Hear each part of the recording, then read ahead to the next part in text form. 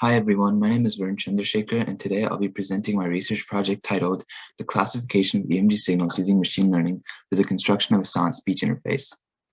In the United States alone, there are upwards of 7.5 million people suffering from speech impairment conditions due to conditions such as stroke, ALS, or cerebral palsy. My project is about designing a speech interface for the paralyzed. So imagine that someone you know is paralyzed, and all of a sudden they can't move their body and they lose their ability to speak. So in the current medical world, what are his or her options to communicate? Surprisingly, there aren't many options. Currently, some conventional speech interfaces are available in the market, but they're very expensive and cumbersome to use, and some of them even require surgery to set up the device. These devices capture specific muscle movements from one's facial signs and gestures and translate these gestures into speech. These devices are also extremely slow and considerably inaccurate. Stephen Hawking himself used these types of speech interfaces. If you've ever noticed his face twitch, this was to allow Hawking to select letters or words that he wanted to communicate. My project aims to create a device that can detect silent speech through electrical signals from the throat and convert them into signals or words, or into letters or words that we recognize. So what is silent speech? Silent speech is analogous to talking silently without moving your mouth. So if you try to say the word hello without vocalizing your words, this is essentially what silent speech is.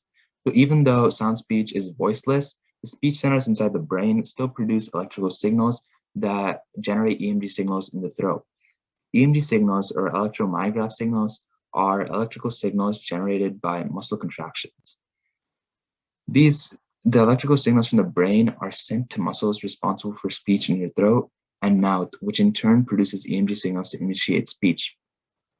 When a patient is paralyzed, he can't use the muscles in his throat and mouth to speak. However, the brain still sends these signals, which in turn create EMG signals. Using modern sensors such as the myAware muscle sensor, I'm able to tap into this signal. And these signals are in a waveform and are quite predictable in their pattern.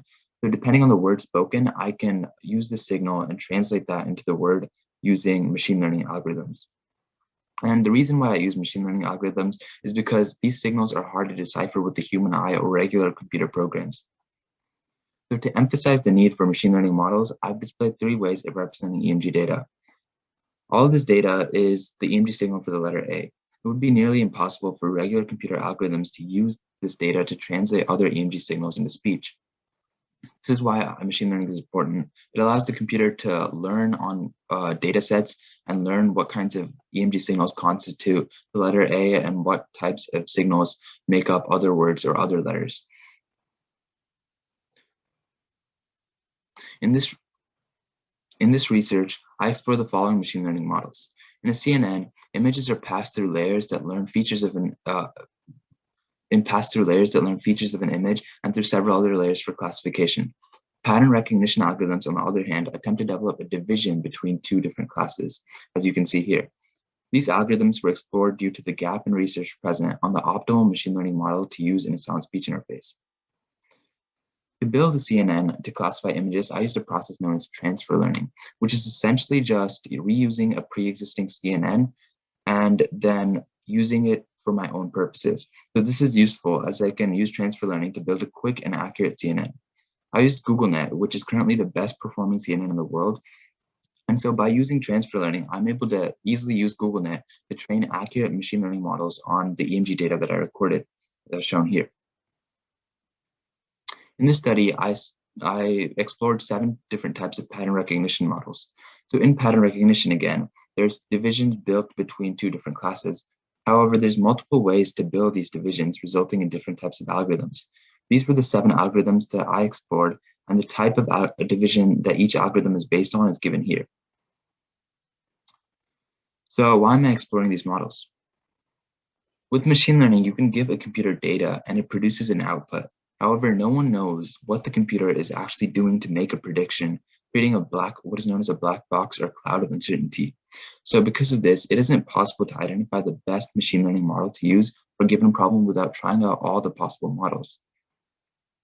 This uncertainty regarding the best performing model led me to develop my research question, which reads, which type of machine learning algorithm, CNN or pattern recognition, is most accurate at classifying surface electromyograph signals from the submental triangle, which is the area under the chin, to develop a non-invasive silent speech interface? And I'd also developed an engineering goal, which was basically to develop a speech interface that had a greater than 80% accuracy. So I had two main assumptions going into this research. One, that it was possible to obtain accurate EMG data from low-cost muscle sensors, such as the MyWare seen here. And two, that the Arduino would have a high enough sampling rate to generate detailed data for the machine learning models. The main significance and value of the study is that it would improve the accuracy and speed of communication aids for those with speech impediments. So I decided to use two methods for my research. I used an engineering method to create this speech interface and meet my engineering goal. And I also used a quantitative true experimental research method to compare these two different machine learning models and answer my research question, which attempted to find the most accurate machine learning model to use in these speech interfaces. So overall, my methodology involved creating a device and then generating EMG data on the 5 valves as a series of comma delimited values. So I needed to generate this data to train the machine learning model, or else the machine learning model or the computer algorithms wouldn't know what EMG signals translated to what words. So here's a time lapse of me recording the EMG data. And so what's essentially happening here is the device is storing EMG recordings from my throat and the letter that I silently spoke onto an SD card so that I can train machine learning models later. So after the data had been generated, a CNN and 7 pattern recognition models were used to classify the EMG data. These models were then evaluated and compared using their classification accuracies. So here's an overview of how my device works. So first, the MyWare sensor captures EMG signals from the throat, which is then stored on the SD card. Second, the Arduino uses a radio to wirelessly transmit data to my computer. Then the computer uses machine learning to predict what was silently spoken, and the prediction is displayed on a Python-based web app. This is the Python-based web interface that acts as a portal to interact with my device. So this website displays the recorded EMG data, and the machine learning algorithm is run on the back end to translate the EMG signals into speech and then display the output and the accuracy of the prediction. So after training multiple models for the classification accuracy for each model was collected. So I found that the SVM, a type of pattern recognition model, was best suited for signal processing, which answers my research question.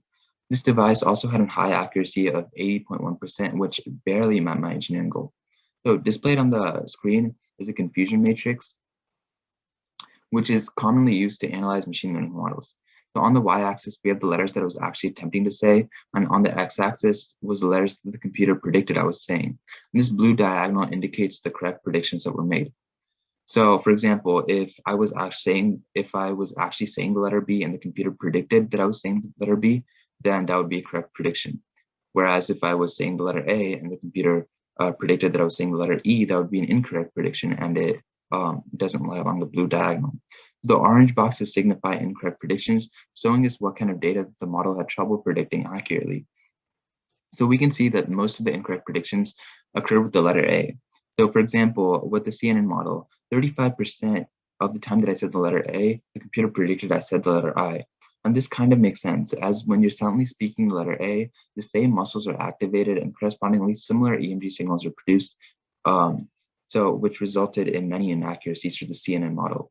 And this inaccuracy also carried over to the SVM model, which was one of the best performing models. So I have a quick video to demonstrate my device. Hi, I'm Varun, and I will be demonstrating how my device works. I will be silently speaking the letter A and the word hello, and the device will take EMG signals from my throat and predict what I'm saying in real time. So what I'm doing here is I'm basically interacting with my device using the website, and then the device is taking the EMG signals from my throat and using the signals that were produced when I mouth the letters or the words that I'm saying, the device comes out with a prediction. So as you can see, I said the letter A, and then the device predicted that I said the letter A, and now I'm going to say the word hello.